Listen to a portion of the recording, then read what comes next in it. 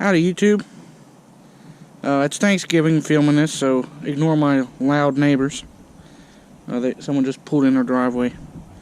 But anyway, what we're doing today is I'm doing a tune-up on the Blazer. For those who don't know, this is an 04 Chevy Blazer with the 4.3 V6. In this video, we're going to change the spark plugs and plug wires. So, yeah. So, I've done this once before, and I found it easier to jack it up, which it already has been done, if you can tell. And lug nuts are off, but I'll take the wheels off, front wheels off. That way, on the driver's side, you kind of gotta get in the wheel well. On each side, you gotta get in the wheel well for the back ones. I find it easier. And then you might have to. It just depends. Sometimes it's easier from up top. Sometimes it's easier through the side. But if you pop the wheels off, it makes it go much smoother. So lug nuts are already off of it. I think one wheel's off. I gotta pull the other wheel off, and it's already jacked up, obviously. Second thing you gotta do, right there, right here, is your air filter and intake. I take that off so you can get down in there better on this side. It's very simple. There are two plugs here. Take this plug off. Take this plug off. And the wiring harness hooks into two little sections on the rubber part there. And you gotta get a pocket screwdriver, which I do not have in my pocket. There's a harness clip to remove right there. There we go. And that harness will come off of that clip right there. Then, to make it a little easier, I take the lid off the fuse panel.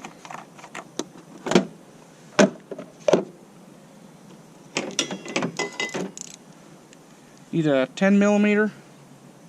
There's one bolt on a stud right here that hooks on the bracket your fuse box is on. Bust that loose.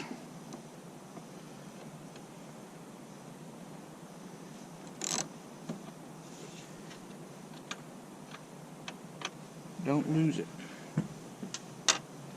So what I do is I'll take it out, then I'll put that nut back on the stud so we don't lose it, and I put the cover back on the fuse box because you have battery cables that you don't want to arc over the stuff.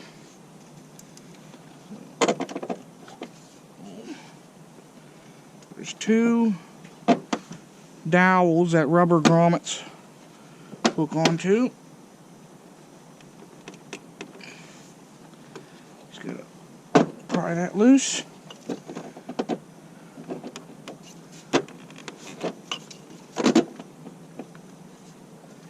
And squeeze the upper radiator hose out of the way. It's easier said than done sometimes. Especially with a tripod in my way. Remove this hose clamp. So sometimes it's easier to unhook this and then pull it out. So hose clamp is loose. Give it a little pry there. Take the boot off. Then you can wiggle the air box out of there. There you go.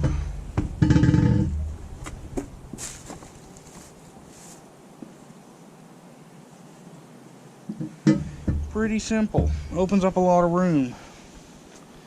Take your nut, put it back on the stud.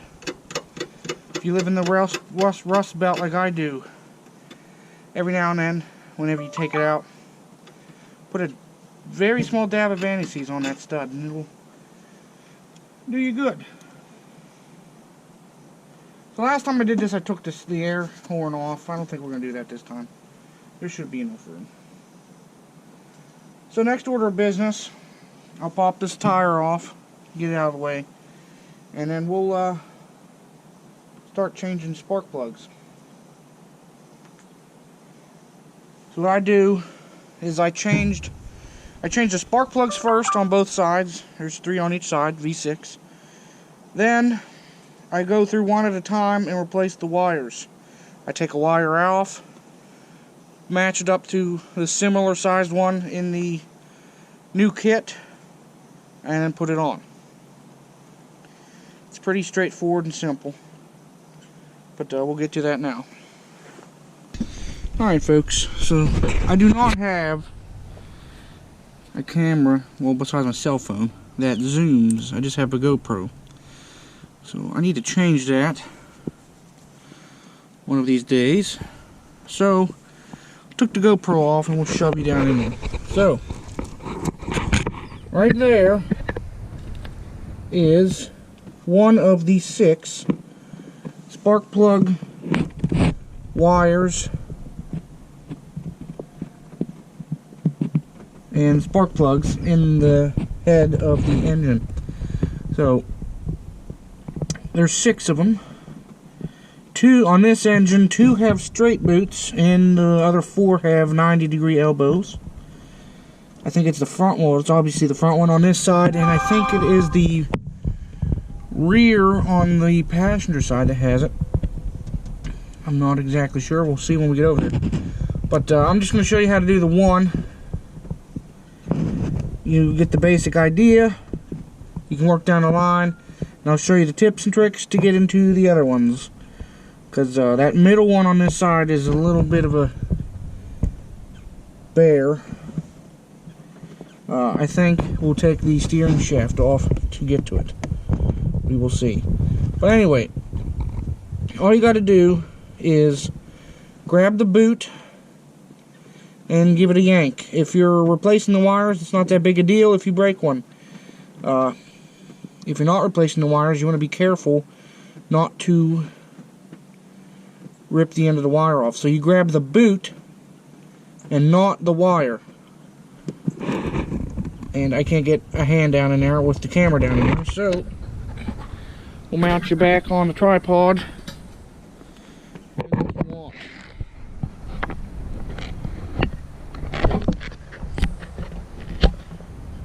That should be good enough.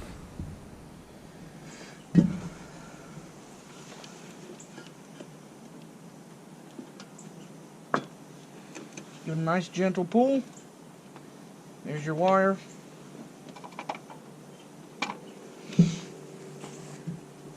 Comes right off. Trying to remember where I put my tools. Here's my tools. You might need some shorter extensions. I've got 2, I think they're 3-inch extensions, because this is definitely too big. And you will need preferably a spark plug socket. I think this is the proper size. I think it's a 5/8 that we need. So a spark plug socket usually has a hex head here. I believe it's so you can put a wrench on it. Not exactly sure. But what makes a spark plug socket different is it has a little rubber boot inside there, and that helps hold the spark plug so you can put a spark plug in and then fish it down into where it needs to go.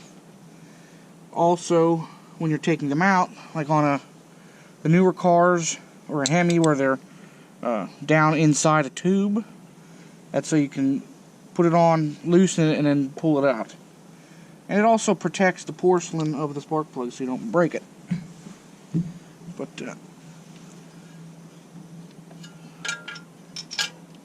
find your spark plug, put it on. I will need a short extension.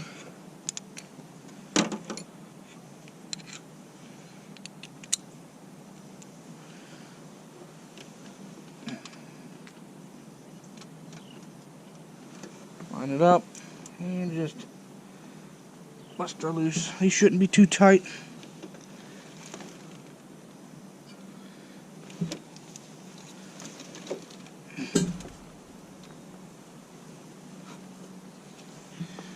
course, I'm the one who put them in last, so they're going to be a little tighter than they probably should be. But there is a torque spec for these.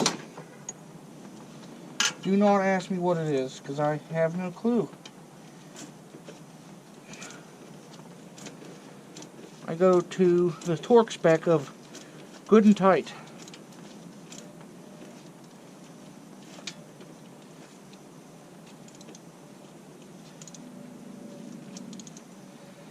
So a couple tricks here. Sometimes it is a little easier if the engine's a little warm to get the plug out.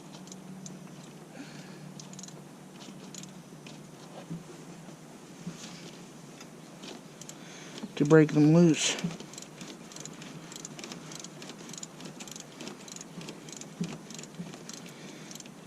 Also helps if it's not 30 degrees outside.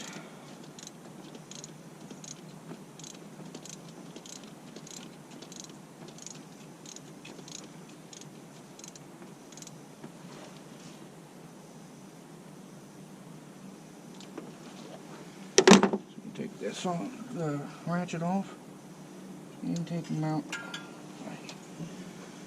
So there you have it. There's your spark plug. In the back, if you get like a Haynes manual, or you can Google it online, you can get a chart to look at your electrodes there and read the engine a little bit.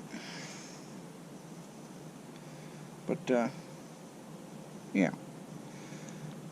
So we'll get this one out. There they are. These are, I put Bosch double platinums in it last time. And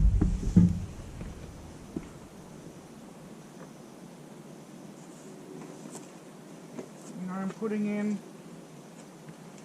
AC Delco Professional Iridium spark plugs. Pre-grapped.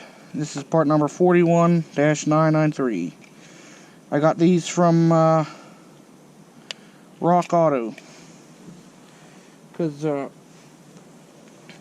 AutoZone these are $10 a piece, so that's $60 for spark plugs. At Rock Auto they were $6 and change a piece. You got to pay for shipping, but I got a whole box of parts for this from Rock Auto. Not a sponsor or anything, and I've honestly, this is my only third time using them, because I've heard mixed things about them, and I was always skeptical of using them. But I've used them 3 times now, and I've had no issues. I'm really liking them. But currently, right now, they have a mail-in rebate. For these specific plugs, you get $30 back per plug. So really, these are only $3 and change if you look at it that way, which is a heck of a deal. Especially since at AutoZone, they have the rebate. However, you don't mail it in to get the $3. You get $3 bonus rewards, and I'd rather have the cash than rewards to AutoZone. But anyway.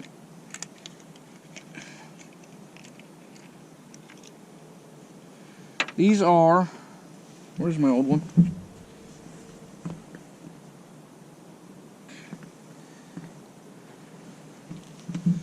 These are pre-gapped plugs. That's why this plastic piece was on them. That way they don't bang around in the box. You could hit it, and it's not gonna. There's a 1/4 inch, 1/8 of an inch between the electrodes and the end of the plastic, so it's not gonna screw up the gap on them. Pre-gapped from the manufacturer. You always want to take your spark plug, line them up, and make sure they're the same. Because you can get a short spark plug or have a long spark plug, and if you put a long spark plug in, longer than it should be, you could hit it with a piston or something. So, always want to make sure they are similar, and these are identical, and these are AC Delcos. So, some of you may disagree with this, I am, however, old school.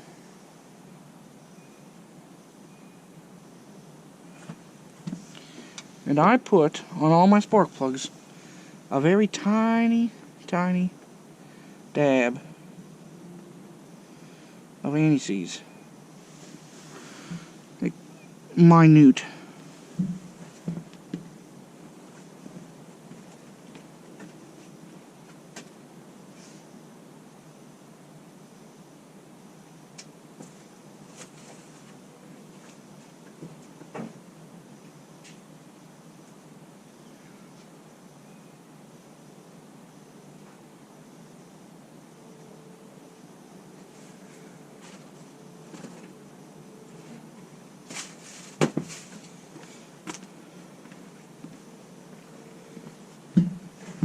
And people argue that all these coatings now are much better than they used to be, which I'm not saying they aren't.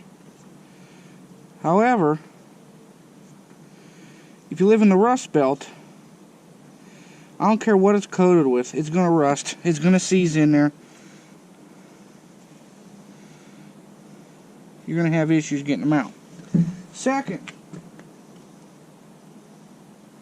you don't want to put too much on there, because if it gets down in this area, that's no bueno. Also, one of the reasons people say not to do this is because a lubricant, i.e. spraying it with like a PB blaster or something, or an anti-seize, it could affect your torque value. You could over torque things and strip them out and whatnot. But that doesn't apply because I'm not using a torque wrench. I'm just putting them in there nice and tight. Where'd I put my socket?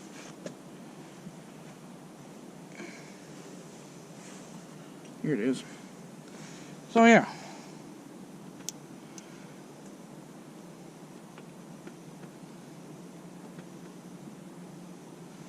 Line it up in there. Hand. You don't want to put these in with an impact. You don't want to put these in with your ratchet right away. Use an extension and your socket. I know some people who even use a piece of fuel hose that slides over and they twist them in. Finger tight. You don't want to cross thread them.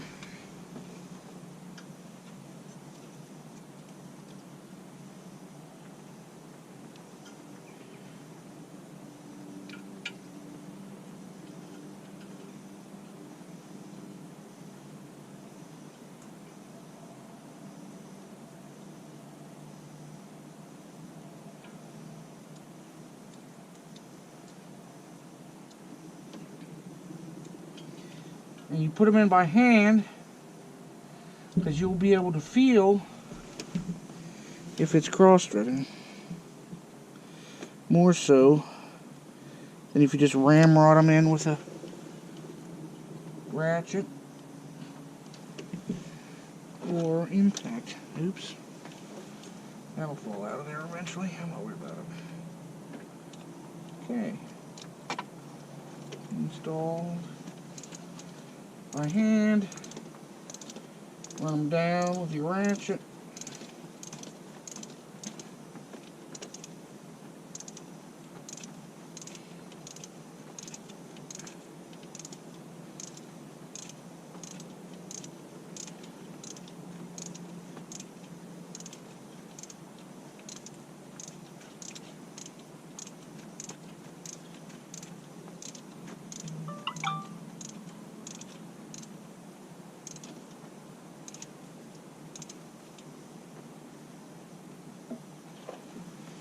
Alright.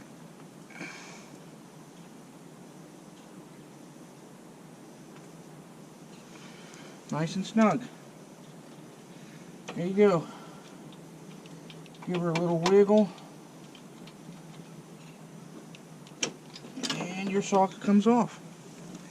Now, if you weren't replacing the wires, which it is recommended you do replace the wires when you replace the plugs, just shove your wire back on. I don't clip it on all the way, I just put it on the rubber. so I know which wire goes to which plug. I'll change all the plugs out, then I'll come back one by one and replace the wires, which I'll get to that. I'll show you that when I'm done here. Let me look over on this side.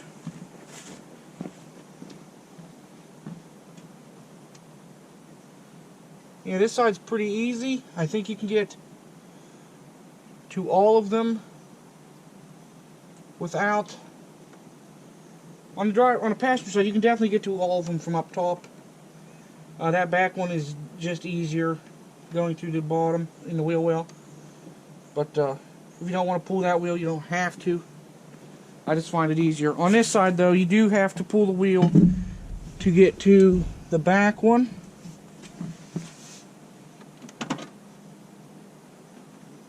It's a heck of a lot easier. And this middle one, yeah, you gotta pull. If you had some wobbles, extensions, and universal joints, you might be able to get it without removing the steering shaft. However, I'm just going to remove the steering shaft because it is super easy. Down in here in the steering shaft, there's a cover. There's two little plastic rivety clips that you just push in, and the cover splits in half. Then you unhook it from around the power steering line. And there's a bolt, a through bolt, that locks your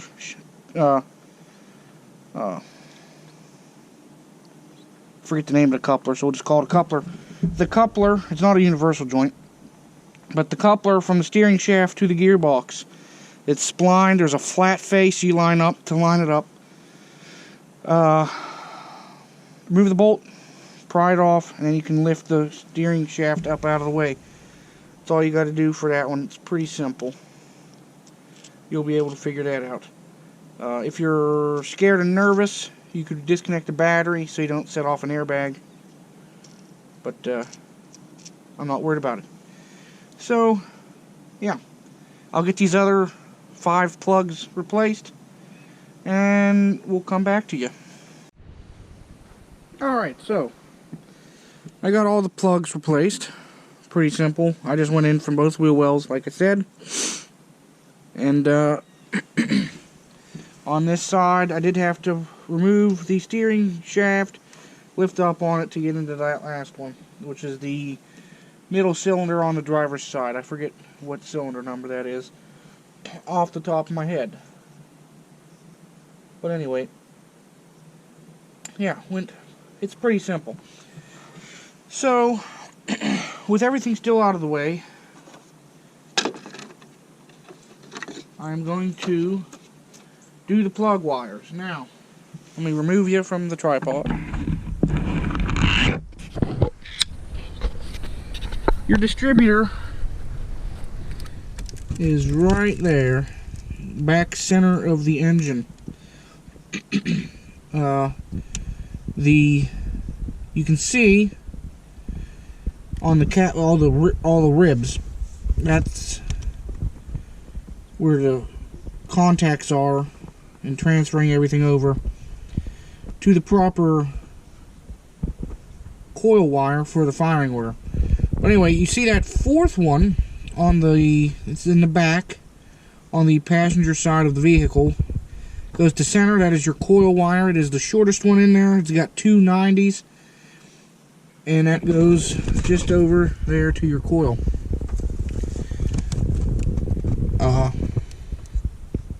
I've got a coil.